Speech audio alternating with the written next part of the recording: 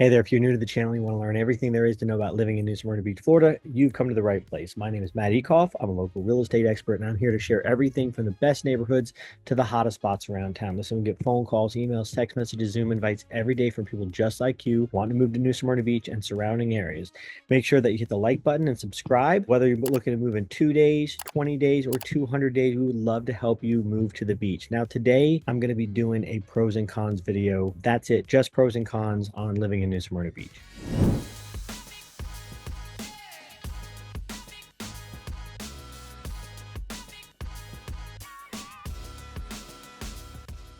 I think we've done some pros and some cons in some other videos as part of like the video itself when we're out and about and we see some things, we want to talk about some things, but I want to really specifically zone in on some of the pros and cons. So I'm an eternal optimist, like I say all the time. So I'm going to start off with the pros, and pro number one, it's pretty obvious. It's the beach. It's beach lifestyle. It's living close to the beach. New Smyrna Beach beachside is 17 miles long. 12 of that is developed into properties and residential single family homes, condos, things like that.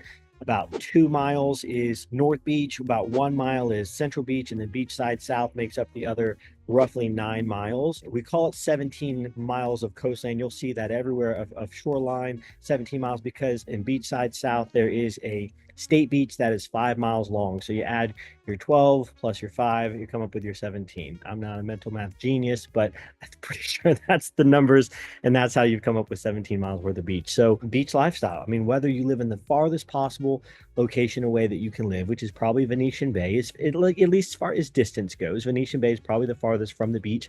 You're still only 15 minutes, maybe 25 if it's a busy weekend from the ocean, and that's phenomenal. If you're beachside, you're within walking distance all the time. So easy number one is coastal living. A part of the beaches as well is its outdoor lifestyle. It's canoeing, it is fishing, it is boating, it is kayaking, it is surfing. This is one of the top towns in the nation if you don't know about it. I heard a lady say the other day, actually, I was doing an open house at one of my brand new listings, and a lady come walk in, and one of the neighbors, and she said she's lived here. She moved here in the mid 60s, and her dad said, don't go to North Beach because that's where the bad boys are. She said, well, I had to go down to North Beach to see where the bad boys go because that's where all the girls want to know where the bad boys go. And she goes, it wasn't bad boys. It was just the surfers. That's because at the jetties area where the land kind of goes out and turns a little bit, there are surf competitions down there all summer long. I mean, big. I mean, sponsored by Monster, sponsored by Red Bull. I mean, they're big surfing events down in New Smyrna Beach. So the bad boys weren't bad boys. They were just surfers. So North Beach is definitely the surf side. So surfing is great. And any outdoor activity, the aquatic life is unbelievable here. So again, whether you're fishing, canoeing, kayaking, longboarding, regular surfing, going boating, outdoor living and beach lifestyle is absolutely pro number one. Okay, pro number two. It's a charming town. It's super small. I mean, there's 30,000 residents in all of New Smyrna Beach. So New Smyrna Beach is divided by 2. There's 32169 zip code, which is all the beachside, and then 32168. 32168, which is the mainland, covers roughly 22,000 residents. Beachside, it covers about 8,000 residents. It's just a small charm feel. My wife and I drop off our daughter at school. We come home, we walk down to the beach, then we walk the beach, and then we walk to Flagler. Almost every single day, we see people that we know. Almost every day. We have the art festival on Canal that we just went to. We saw so many people. We went to Venetian Bay just a couple days ago to film for another location, and the house next to the house we were filming at was somebody that I play tennis with. So small town, small charm feel. You know all the local restaurants. You know the owners of the little shops and boutiques. It's just a really, really quaint, awesome place to go. Now, let's not tell National Geographic or anything like that because we like it to be quaint here. But look, we love people that want to move from out of the area, so we're not against more people coming and being a New Smyrna Beachian. Come down here. Just if you do become a New Smyrna Beach resident, you know who to call.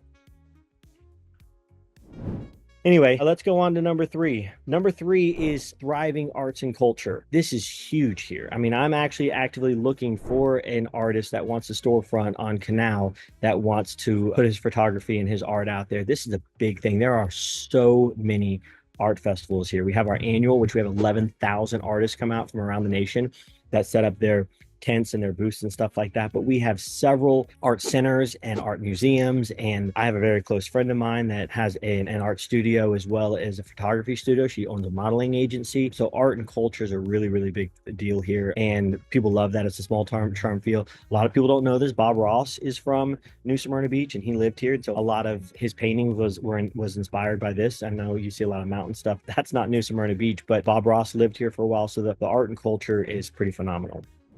Pro numero cuatro.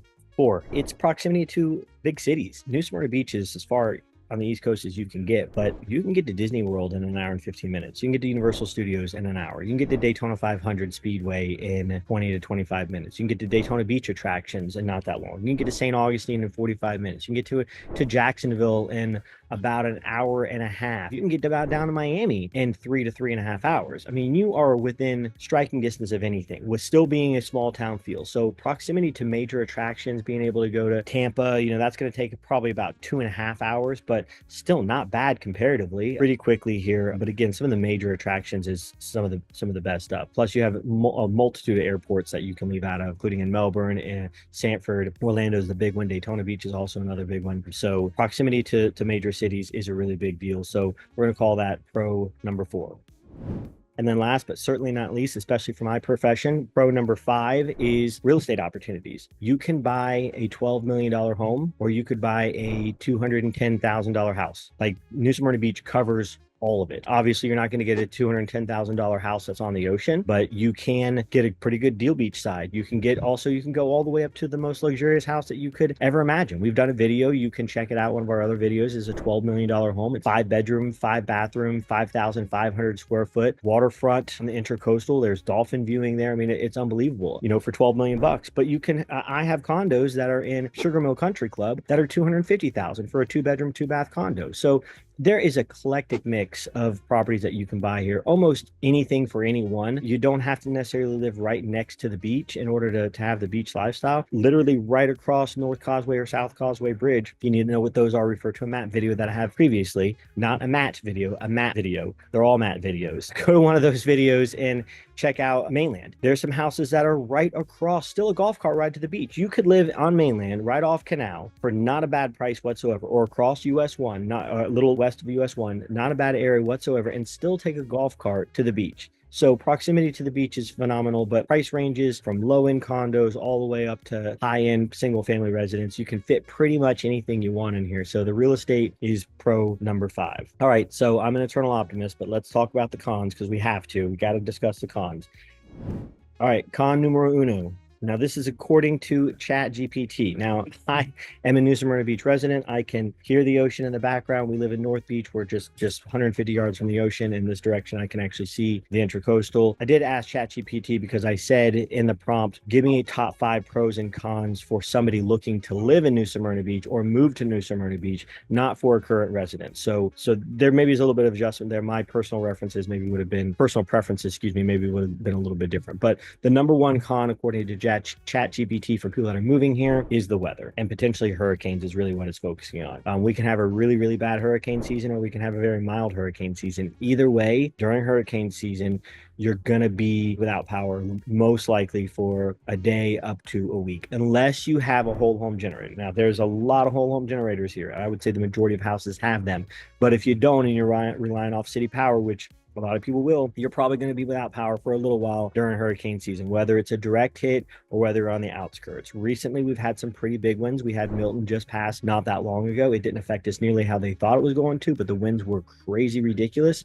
I mean, your house shakes, you get really nervous about it. And sometimes they do evacuations. They're never mandatory. Not since I've lived here, they haven't been a mandatory, but they will do some evacuations sometimes. And then before that, the worst one that I've been through in a really, really, really long time was Hurricane Ian. And it just stopped on top of us and just dropped water and water and water and water. So that can be a negative side. And to that negative side, you got to know where you got to live, right? If you're not in the right spot, look, we're pretty much all flood zone because we're an island, but flood zone X500, if you see that on an MLS or you see that on a predictor on Zillow or Realtor, X500 flood zone means there's only a 0.2% chance your house floods in the next 10 years. I would take that odd any day of the week, 0.2 chance in the next 10 years. Now, flood zone X and a couple of the other ones, the risks are a little bit higher, but X500, which you're going to see almost in all of North Beach, you're going to see a lot in Central Beach and a lot of beachside south, just in some particular areas, maybe not so if you're closer to the water on the Intracoastal or Mosquito Lagoon.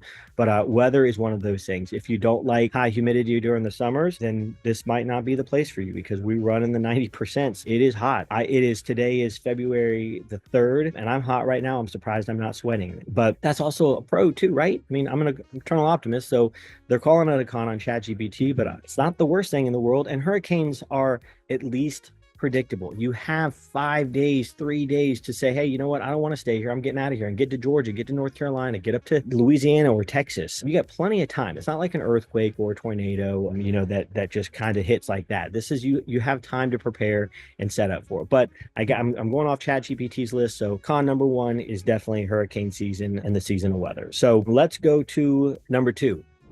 It can be a high cost of living, especially on beachside. You have to add things like homeowners insurance. You got to add things like flood insurance if you want that. You don't necessarily have to get that, but there can be a high cost of living. I can't tell you how often I get a new listing. This recently just happened. I got 2 new listings. Both of them were condos, and I met tons of people. When I get a new listing, I will go out and do an open house for the first 3 or 4 days in a row, and try to do it for the first 2 weekends because things are really hot and I don't overprice my stuff, so they go fairly quickly. But I get people that come in from Massachusetts, come in from Pennsylvania, come in from Connecticut. Recently, it was 2 out of 3 of those places. I won't name which 2 places, but 2 out of those 3 places. And they're like, what? This is $350,000, or this is $450,000, or this is $565,000.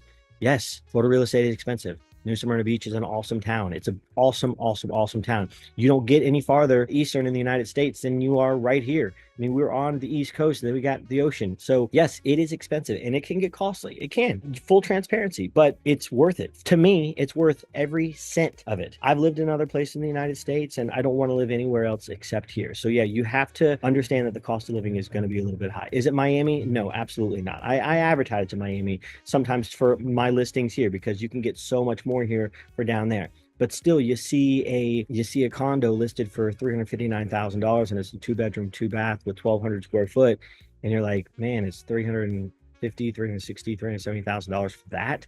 That's a lot. Yeah, you know what? If you live somewhere that doesn't have the ocean like we do, or doesn't have Disney World and Universal Studios right up the street, and in Daytona 500 and all the other things that you get in this kind of weather on February 3rd, then you're not going to pay that much money. So it's a surprise to some people. Some of the things that you can't avoid though is homeowners insurance, and you can't avoid flood. Now you can if you live in a condominium, because condominiums, most of them with their HOA will cover that insurance, not the interior, but the exterior. So that's good. But now you have HOAs. Then Rob and Peter to pay Paul on houses. You don't have HOAs, but you're going to have insurance. Now you got to think about insurance. If you're going to add flood insurance, which I always would, you got property insurance, and then you have some taxes that are higher. Now you got to make sure that when you're looking at these things, especially on a house that hasn't been sold in a long time, you can't look at the taxes and be like, oh, the taxes are only $2,500 a month if they've owned the place for 20 years. The taxes are going to get reassessed at the time of purchase. However, there are loopholes here. If you're buying a place that's fully furnished, you don't have to pay the full amount for the place. You can say, let's just hypothetically here, let's say we have a $750,000 single family home that comes fully furnished. You could finagle this with your agent, which hopefully should be me, and the listing agent, which could possibly be me. You could finagle making a purchase price of around $600,000 and then paying $150,000 for the furnishings on the inside. That way, the property assessed value is going to be around the $600,000 mark, and that's what you're going to pay taxes on rather than the full $750,000. This is definitely a loophole and definitely something that we use a lot of, especially with condos. There's an extent here. I'm not going to be deceitful, and a lot of other agents aren't as well. We're going to say a place is worth $200,000 when it's really worth $800,000, and then you're buying $800,000 worth of furniture. Let's be realistic, and I'm not going to put my license on the line, and other agents aren't either for that. But within being reasonable, there's absolutely some ways to get around that. Okay, so very similar to one of our pros where we're close to bigger cities, is also going to be a con. It's going to be con number 4, is going to be your proximity to a lot of big chain restaurants, malls, and things like that, things that you would see in a bigger city. I've lived in Dallas for a little while, and you couldn't throw a stone without, hitting a mall. You couldn't throw a stone without hitting some of the big chain restaurants like Houston's and Del Frisco's and things like that. You're not going to have that in New Smyrna Beach. You're not really that close to a mall. Altamont's probably the closest one, and you're probably 45 to 55 minutes away. You're not close to big chain places. We went out to Bonefish Grill last weekend for my wife's friend's birthday, and we probably drove 45 minutes. Now, New Smyrna Beach has a ton of restaurants. In fact, we barely leave. But sometimes when you want to go somewhere that's is a little bit more popular, but not in New Smyrna Beach, you have that drive that you're going to have to make. So the big cities are pro because you're an hour drive to an hour drive to McDonald's. Actually, that's true. You're an hour drive to the largest McDonald's in the world, which is on I Drive in Orlando. But I was going to say you're an hour 15-minute drive to Universal Studios or Disney World, which is a full day thing. So you don't mind driving an hour and a half out there because that's a full event. For a 45-minute dinner, maybe you don't want to drive out to Orlando.